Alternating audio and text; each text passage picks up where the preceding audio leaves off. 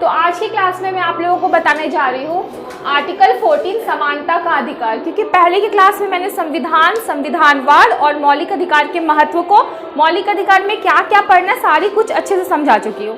तो आर्टिकल 14 से शुरुआत करती हूँ और आर्टिकल 14 को विस्तार से जानते हैं। आखिर आर्टिकल 14 है क्या, हमारा समानता का अधिकार है क्या। ठीक है, तो देखो आर्टिकल 14 में बोल रहा है समानता का अधिकार, और मौलिक अधिकार में आर्टिकल 12 से 35 क्या है, मौलिक अधिकार है। 12 से 35 मौलिक अधिकार है, जहां से 14 से 18 समानता के अधिकार की बात कर रहा है। तो उस समानता के अधिकार आर्टिकल 14 से 18 के बीच में से हम किसको लेके आए हैं, पहले 14 को। ठीक है, तो 14 में बोला गया है कि विधि के समक्ष सभी समान हैं। ठीक है, और दूसरा बात बोल रहा है विधि का समान संरक्षण। ये दो बात बोला है, पर ये दोनों बात एक दूसरे के क्या करते हैं, विरोधाभासी है। ठीक है तो साथ में, पर ऐसे अगर हम नॉर्मली देखेंगे तो लगेगा कि अरे एक तरफ बोल रहा है विधि के समक्ष सभी समान है और दूसरे तरफ क्या बोल रहा है, किसी को संरक्षण देने की बात बोल रहा है। ठीक है, तो अब नॉर्मली हमें क्या लगेगा कि जैसे मैं ही दो व्यक्ति को सामने में बोलूंगी, ठीक है, कि आप दोनों मेरे लिए समान हो, क्लियर। फिर एक को बोलूंगी कि नहीं आप यहाँ सोफा पे बैठोगे, और दूसरे को बोलूंगी कि देखिए वहां पे चेयर रखा है, आप बैठ जाइए। तो आपको लगेगा देखो एक तरफ तो बोलती है कि समान है और दूसरी तरफ क्या कर रही है, भेदभाव कर रही है। तो चलिए यही कुछ यहाँ पे होने वाला है। ठीक है, तो क्यों हो रहा है, किस लिए हो रहा है, वो अभी हम समझेंगे। तो देखिए विधि के समक्ष सभी समान है, इसका मतलब क्या है। देखिए हमारा देश किससे बना है, हमारे देश का संविधान की क्या है, एक फॉर्मूला है, कार का चेसिस है और विधि क्या है, उसकी पहिया है। तो हमारा देश किससे चलता है, विधि से चलता है। विधि मतलब अधिनियम से, क्योंकि संविधान क्या किया, फॉर्मूला तैयार कर दिया और विधि क्या कर रही है, उसको चलाने के लिए अधिनियम बना रही है, संसदीय विधि। ठीक है, तो हमारा देश विधि से चलता है। तो गवर्नमेंट कुछ भी विधि लेकर आएगी, कुछ भी अधिनियम लेके आएगी, वो सबके लिए समान होंगे, ये बोल रहा है। ये क्या बोल रहा है कि जो भी विधि होगा सबके लिए क्या होगा, समान होगा। तो समान होगा सबके लिए, तो कैसे, जैसे कि देखिए पर्यावरण विधि आया, जन प्रतिनिधित्व विधि आया, तो इस कितनी भी विधि आए सबके लिए क्या है, समान है। और जब विधि सबके लिए समान है, इसका मतलब देश में शासन कौन कर रहा है, विधि का शासन है। सर्वोच्च कौन है, विधि है, व्यक्ति का शासन नहीं है। ठीक है, व्यक्ति का शासन नहीं है, विधि सबके लिए समान है, तो कानून भी सबके लिए क्या है, समान है। अब एग्जाम्पल देती हूँ, जैसे अंबानी के बारे में बात करते हैं। अंबानी के मुंबई में 23 मंजिला बिल्डिंग है, ठीक है बड़ी बड़ी कारें हैं, हेलीकॉप्टर है, सारे कुछ वहाँ पे है उसके पास। तो अंबानी अगर कोई क्राइम करते हैं और मान लो मैं क्राइम करके आती हूँ, तो क्या गवर्नमेंट, अंबानी इतने मतलब प्रतिष्ठित व्यक्ति हैं और मैं चलो आम नागरिक हूँ, तो क्या करेंगे, वो हम दोनों के बीच भेदभाव करेंगे सेम क्राइम के लिए? नहीं, सेम दंड मिलेगा। जो मैं करूँगी गलती, जो दंड मेरे लिए है वो किसके लिए है, अंबानी के लिए भी है सॉरी।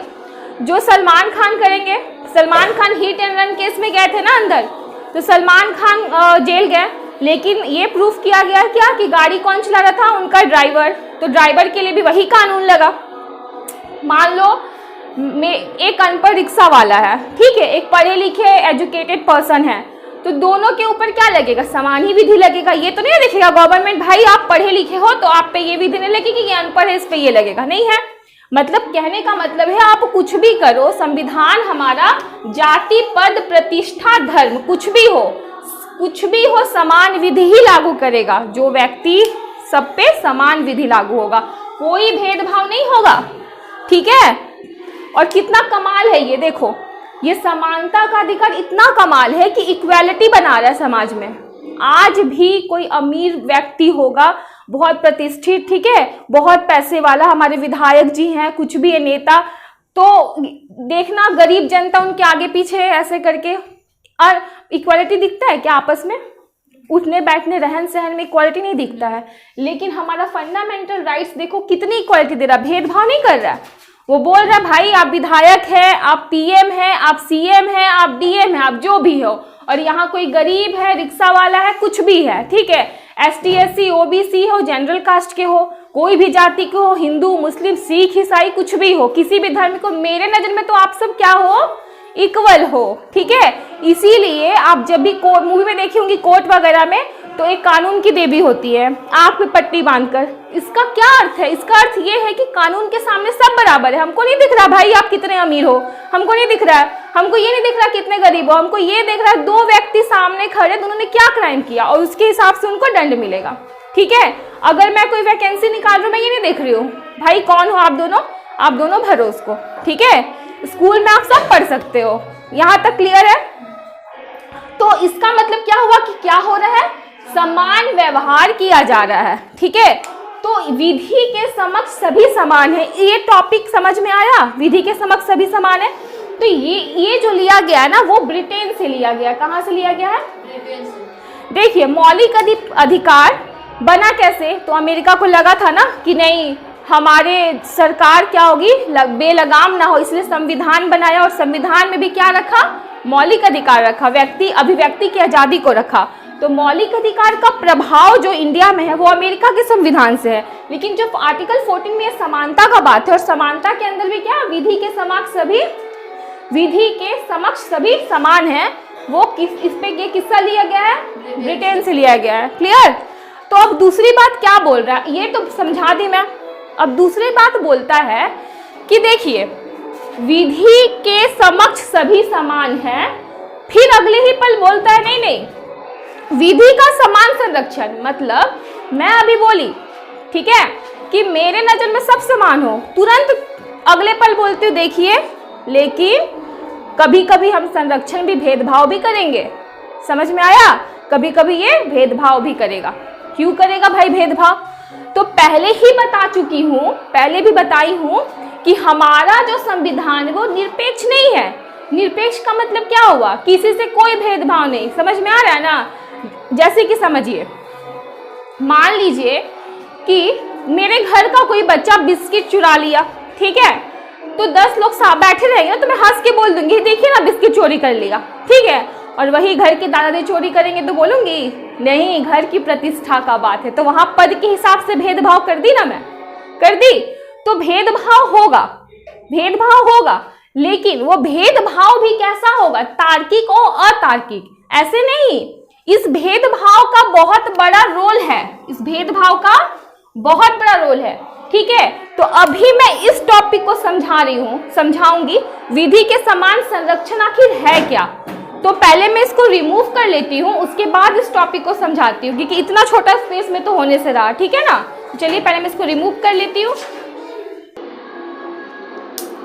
तो देखिए, विधि के समक्ष सभी समान, अभी तो मैंने समझा दिया। थोड़ा सा ना बाहर काफ़ी ज़्यादा आवाज़ हो रहा है तो डिस्टर्ब हो रहा है, तो थोड़ा सा उसके लिए माफ़ कीजिएगा। काफ़ी ज़्यादा यहाँ पे साउंड गाना बज रहा है। तो देखिए, विधि के समक्ष सभी समान है, तो इसको तो मैंने समझा दिया। तो इसमें आपको क्या पता चला कि सभी के लिए एक जैसा कानून है, ठीक है।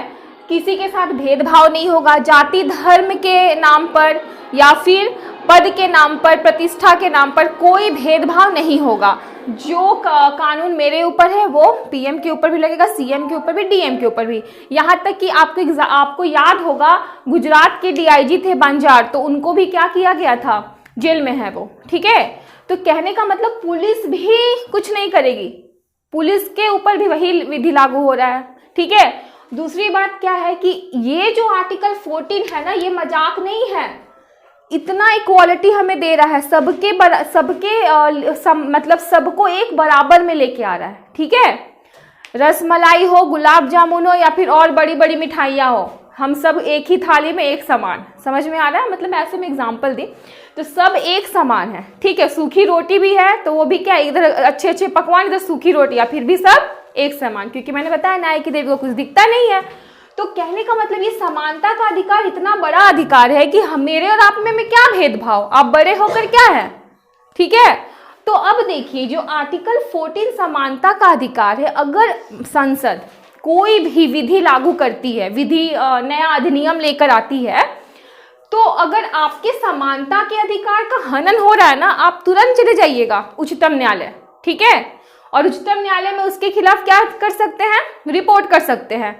जो कि ये इतना बड़ा अधिकार सरकार के द्वारा बनाए हुए अधिनियम को हम चुनौती दे पा रहे हैं, ये सिर्फ और सिर्फ फंडामेंटल राइट्स के ही द्वारा, ये समानता के अधिकार पर, ठीक है, आर्टिकल 14, मजाक नहीं है। यहाँ देश की हजारों विधियां और एक तरफ आर्टिकल 14, दोनों में कौन अगर टकराएगा, मान लो देश की 1000 विधियां, हजारों विधियां, 1000 तो मैंने ऐसे अनुमान, हजारों विधियां किससे टकरा रही हैं, आर्टिकल 14 से, तो ये क्या हो जाएंगी, चूर चूर हो जाएंगी। मतलब एक तरफ अगर मान लो कि इधर है बजरंगबली, हनुमान जी, और इधर अपने देश के कितने भी बड़े बड़े हो जाए, नेता हो जाए, बड़े बड़े बिजनेसमैन हो जाए, कुछ भी हो जाए, तो टिक पाएंगे उनके सामने नहीं, ठीक है। तो वही चीज है, आर्टिकल 14 के सामने कोई नहीं टिकेगा। आपके समानता के अधिकार का हनन कोई अधिनियम कर ही नहीं सकता है। आपके पास अधिकार है, आप उच्चतम न्यायालय जाएंगी, ठीक है। तो अब पहले ही बताई थी आर्टिकल 32 में जो रीट है उसके अकॉर्डिंग इस पे क्या होगा, कार्रवाई होगा। तो ये तो समझ में सबको आ गया भाई, विधि के समक्ष सभी समान है। लेकिन समझिए रमेश ने, ठीक है, रमेश ने सुरेश की हत्या कर दी, क्या कर दी, हत्या कर दी। तो ये क्या होगा, ये जेल जाएगा, ये जेल जाएगा, ठीक है। क्यों, अगर ये जेल नहीं गया तो ये सिर्फ सुरेश की हत्या नहीं कर रहा, पूरे समाज की हत्या कर रहा है। इसका प्रभाव पूरे समाज पे पड़ रहा है। और समानता का अधिकार हमें बोलता है कि सबको मुख्य धारा में लेकर आना है। समझ में आया। तो जब ये इसका प्रभाव पूरे समाज पे पड़े, ये जेल जाएगा, ठीक है। मैं भी कल किसी को मार दूंगी, मैं कहाँ रहूंगी, जेल में। लेकिन अगर हमारे देश के राष्ट्रपति किस पद पे रहने के दौरान, बात को समझिएगा, किस पे, पद के दौरान, मतलब कि वो अभी पद पे हैं, पद के दौरान, या फिर राज्यपाल पद के दौरान किसी की हत्या करते हैं, तो क्या ये भी जेल जाएंगे, जल्दी बताइए। नहीं जाएंगे ये जेल। विधि के समान संरक्षण, समझ में आ रहा है। ये दोनों व्यक्ति जेल नहीं जाएंगे। अब तो लग रहा होगा भाई भेदभाव क्यों हो रहा है, मतलब राष्ट्रपति है तो क्या है, नहीं जाएंगे, लग रहा होगा ना। तो बात को अब समझिए, क्यों नहीं जाएंगे और क्या कारण है, ठीक है। तो पहला तो ये समझिए कि जब तक ये पद पे रहेंगे तब तक इन पे कोई भी ये न्यायालय में जाएंगे ही नहीं। ये न्यायालय में इनको बुलाया नहीं जा सकता, ठीक है, नहीं जा सकता, बुलाया नहीं जा सकता।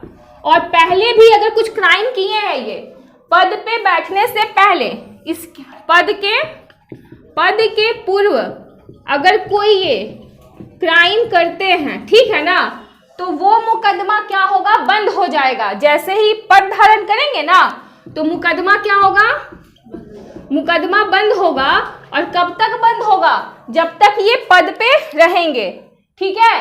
तो जब तक ये पद पे रहेंगे, पद के दौरान क्या हो जाएगा, मुकदमा बंद हो जा रहा है। लेकिन जैसे ये पद से हटेंगे, ठीक है, हटने के बाद क्या हो जाएगा, हटने के बाद ये मुकदमा शुरू हो जाएगा, ठीक है, ठीक समझ में आ रहा है। मुकदमा क्या होगा, स्टार्ट हो जाएगा।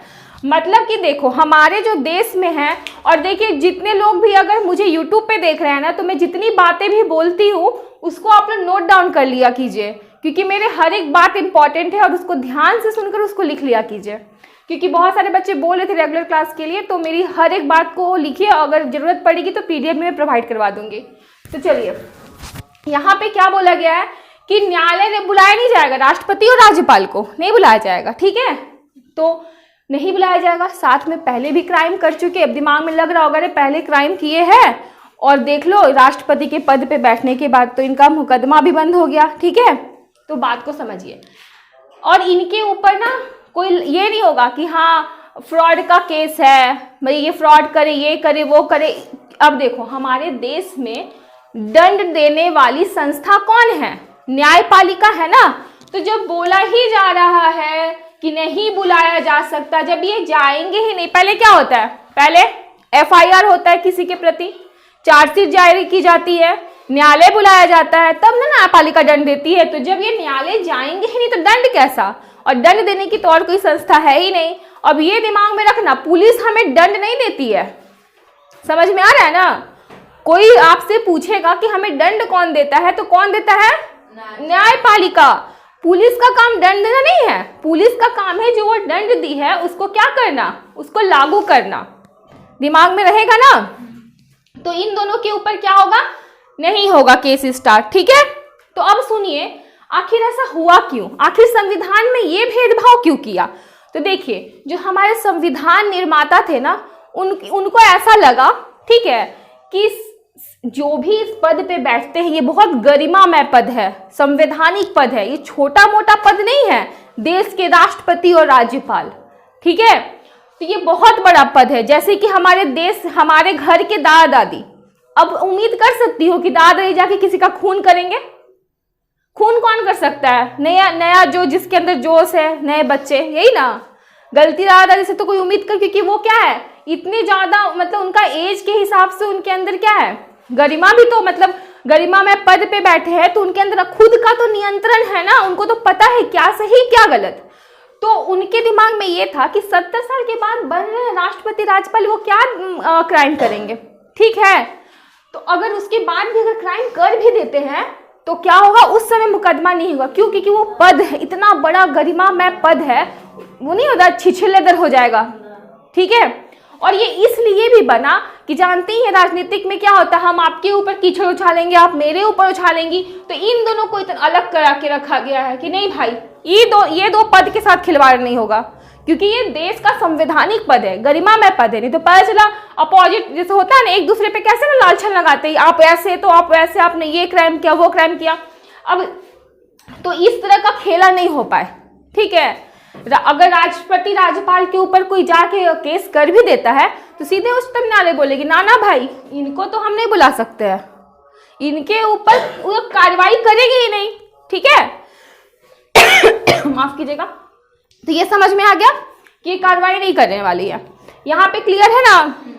अब देखिए तीसरी बात, अब राजदूत, ठीक है। तो राजदूत समझते हैं क्या होता है, हर देश का राजदूत एक दूसरे के देश, जैसे राजदूत समझिए, पहले अगर देखी होंगी राजा महाराजा तो युद्ध होता था तो अपने दूत को भेजते थे कि जाओ उसको, समझ में आया, तो वही राजदूत है, ठीक है। तो राजदूत जो है, तो राजदूत के साथ भी ये अपवाद है, ये दोनों अपवाद में आ रहे हैं, क्योंकि ये किस में आ जा रहे हैं, विधि के समान संरक्षण में, ठीक है। तो जो राजदूत होते हैं, तो राजदूत के साथ भी ये विशेषाधिकार है, ठीक है, विशेषा। तो देखिए ये विशेषाधिकार ना व्यवहारिक है, ठीक है, और ये व्यवहारिक नहीं है, ये संविधान में बकायदा लिखा हुआ है। ये जो राष्ट्रपति और राज्यपाल का, एक मिनट मुझे ऐसे घूमे, विशेषाधिकार है, विशेषाधिकार, ये आर्टिकल 361 में लिखा हुआ है, वर्णित है, ठीक है। पर राजदूत का विशेषाधिकार ऐसा कुछ नहीं है, ये व्यवहारिक है। समझिए क्यों व्यवहारिक है। जैसे कि अगर हम प्राचीन काल की बात करें तो कहानी तो सुनी होंगी, अंगद गए थे रावण के दरबार में, तो रावण बोला इसको मार दो, तो विभीषण ने समझाया नहीं, राजदूतों की हत्या नहीं होती। तो भारत की तो शुरू से ये परंपरा रही है। तो ये व्यवहारिक रूप से चल रहा है कि आप जैसे कि इंडिया और पाकिस्तान में, तो पाकिस्तान का राजदूत हमारे देश में आके रहता है, हमारा राजदूत उनके, मतलब हर देश का राजदूत एक दूसरे के देश में रहता है, ठीक है ना। तो अब समझो मेरे देश का कानून कुछ अलग है, आपके देश का कुछ अलग है। अब हम आपके देश जाएंगे तो जरूर जाहिर सी बात है कुछ ना कुछ तो हमसे कानून टूटेगा ना। तो अब उसके साथ ये नहीं ना, मेहमान है हमारे, समझ में आ रहा है ना। तो राजदूत के साथ तो ये जो विशेषाधिकार है दिमाग में रखिएगा, राजदूत के साथ व्यवहारिक रूप से है और इनके साथ संवैधानिक रूप से है, क्योंकि आर्टिकल 361 में। ये क्लियर है, समझ में आ गया। तो मतलब इनके पर भी केस नहीं होगा, खून हो, हत्या हो, कुछ भी हो, समझ में आ रहा है ना। वैसे वो होता भी नहीं है कि हाँ हम गए हैं जाके मार दिए, हम जिसको जानते नहीं पहचानते नहीं, मेरा क्या ही दुश्मनी, समझ में आ रहा है। तो ये चीज क्लियर है, ये क्लियर है।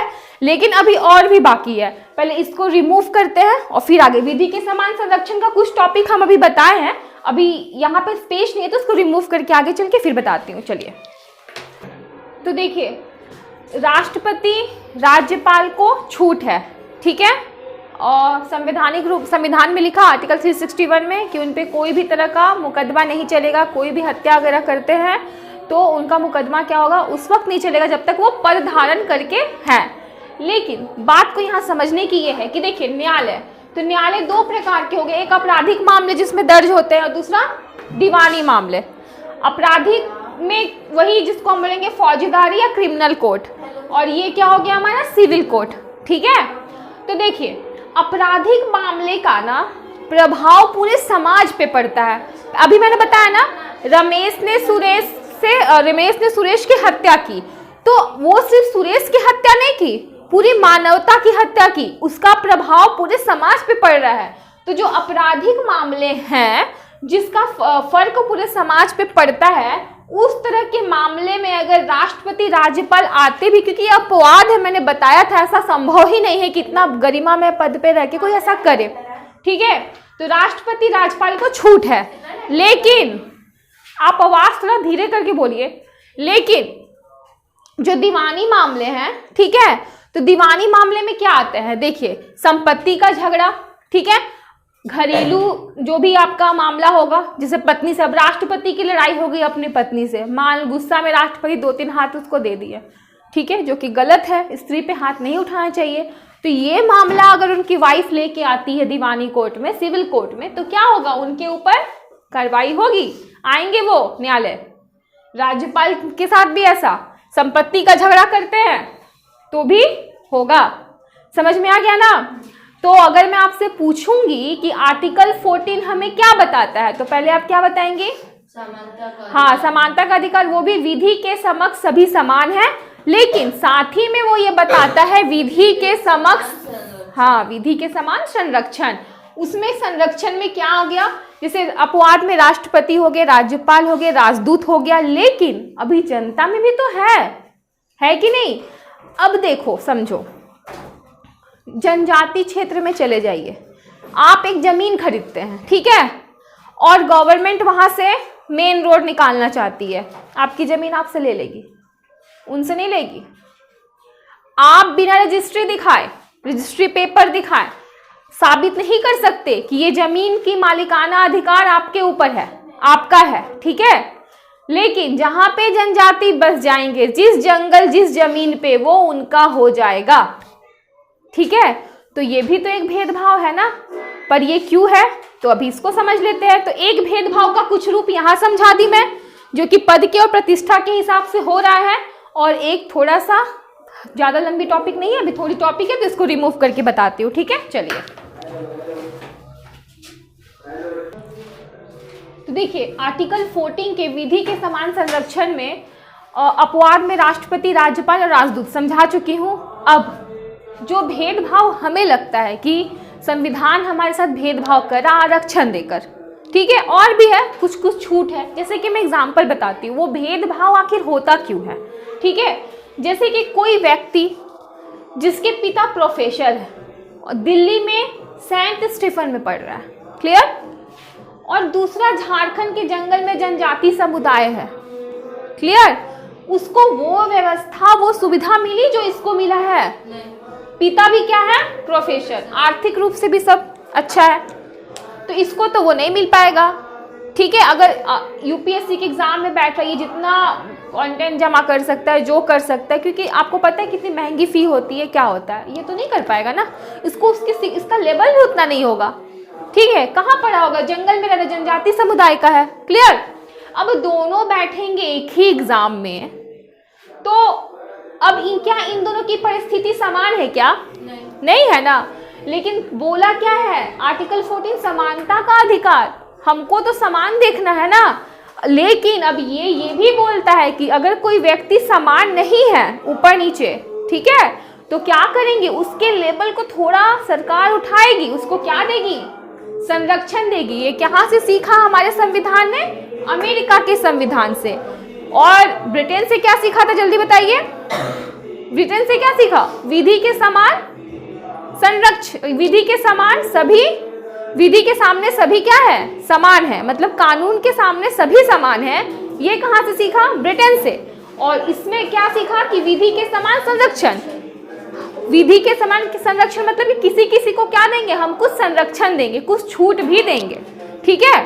तो पद के हिसाब से, गरिमा में पद के हिसाब से राष्ट्रपति राज्यपाल का है। अब यहाँ पे क्या है, परिस्थिति के आधार पर, परिस्थिति में भिन्नता है तो समान व्यवहार हो सकता है क्या, हो सकता है। मैं कॉन्वेंट स्कूल, बड़े अच्छे स्कूल में पढ़ रही हूँ और कोई बच्चा आया छोटा मोटा स्कूल में पढ़ा है, ठीक है, उसकी शिक्षा, क्योंकि सरकारी स्कूल में पढ़ा, अच्छी शिक्षा वहाँ पे कहाँ मिलती है, टीचर अच्छे होते, सब अच्छा था, पर व्यवस्था पता ही सबको, जो रियलिटी है वो फैक्ट है। तो अब मेरे उसमें तो फर्क होगा ही होगा ना। तो क्या हम इक्वल देंगे, उसकी परिस्थिति भी नहीं है कि वो पढ़ पाए, तो उस थोड़ा सा तो उसको हम ये करेंगे ना। मेरे ही 2 बच्चे होंगे, ठीक है, अब दोनों को एक समान देखने के लिए जाहिर से देखिएगा, जो बहुत एक्टिव बच्चा होता है ना, एकदम तेज तरार, और जो बहुत डल बच्चा होता है, एक माँ क्या करती है, थोड़ा सा तो वो अपने डल बच्चा को थोड़ा सा, ऐसा नहीं कि वो उससे प्यार नहीं करती, जो तेज तरार उसको उसका गर्व है ही, लेकिन इसको भी थोड़ा सा तो देती है ना छूट, हाँ हल्का सा कहीं ना कहीं छोड़ दो ना, वो तो ऐसे उसको समझ में आ रहा है ना, तो उसको लगता है, तो वो जो तेज, उनको क्या लगता है, तेज बच्चे जो होंगे उनको क्या लगेगा, भेदभाव कर रही है। पर माँ भेदभाव नहीं करती, माँ के सामने सभी बराबर है, बस उसको क्या करती है, थोड़ा सा उसके स्तर को ऊपर उठाने की कोशिश करती, ताकि उसको और नीचे ना ये किया जाए, वो तो और नीचे दब जाएगा ना, क्योंकि सारे जब इनको बराबर कर जाएगा तो ज्यादातर कौन पास करेगा एग्जाम, यही ना पास करेंगे, तो इनका कॉन्फिडेंस तो डाउन होगा, ठीक है। मान लो एक बच्चा है, फिजिकल रूप से वो नॉर्मल नहीं है, मेरा एक बच्चा बहुत नॉर्मल है, तो उसको और डर होते, उसको अगर हम थोड़ा सा बराबर नहीं उठाएंगे, उसको बराबरी का एहसास नहीं देंगे, तो और नीचे दबते जाएगा, उसकी क्षमता का विकास कहाँ होगा, तो उसका फंडामेंटल राइट इस तरह से नहीं हनन हो रहा है ना। समानता के अधिकार तो गवर्नमेंट जो संविधान है, एक तरह से तो हमारी माँ है, ठीक है, तो वो तो अपने उस बच्चे पे ध्यान देगी ना, तो विधि के समान संरक्षण तो उसको देगी ना। तो अब क्या होगा, थोड़ा सा स्तर ऊपर बढ़ेगा, धीरे धीरे क्या होगा, उनके अंदर भी कॉन्फिडेंस आएगा साथ में, तो वो बराबर लेके आएगी, ठीक है। अब मैं वही एग्जांपल लास्ट क्लास में दी थी, मैं 10वें नंबर सीढ़ी पे खड़ी हूँ, कोई पहले नंबर पे खड़ा, बोल रहे हम समान है, नहीं ना होगा, उसको तो उठा कर लाना पड़ेगा ना हमको, तो लिफ्ट से उठा के खींच कर कैसे भी लाएंगे, ठीक है ना। तो भेदभाव समझ में आ रहा। तो ये जो दो भेदभाव भी देखिए 2 प्रकार के हो गए, एक हो गए आपके तार्किक और एक हो गए अतार्किक। तो समझिए, जब भी कोई, अब इनके लिए देखिए, अब इनको संरक्षण देना है ना, आरक्षण देना है, तो कोई अधिनियम बनेगा ना, अधिनियम बनेगा इनके ऊपर, तो कौन बनाएगा, संसद बनाएगी, संसदीय अधिनियम पता है ना।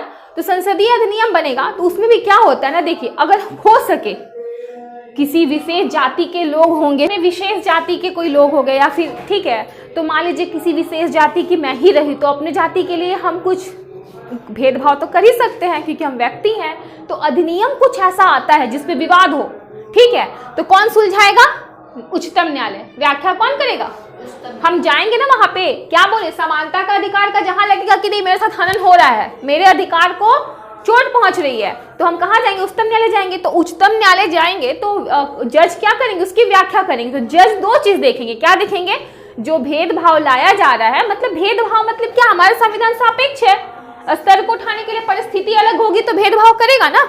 तो जो लाया जा रहा है, क्या वो तार्किक है और अतार्किक। तार्किक मतलब विवेकपूर्ण, और अतार्किक मतलब कि विवेकपूर्ण नहीं है, बकवास है, ठीक है ना।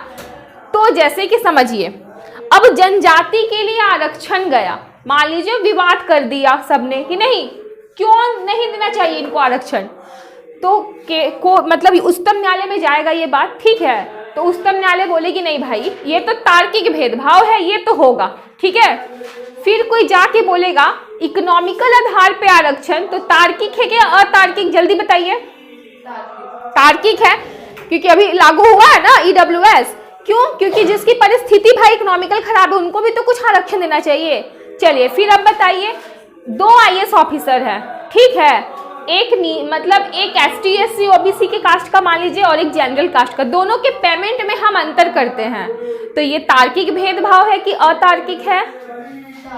तार्किक कैसे हो, अतार्किक होगा ना, क्यों, जाति के आधार पर भेदभाव करना सही है कि अगर मान लो मैं हूँ राजपूत, ठीक है, तो मुझे मिलेंगे पेमेंट बहुत ज्यादा, जो वो भी IAS पद पे ही है, लेकिन अगर वो ST SC तो उनको हम कम देंगे पेमेंट, तो ये गलत है ना।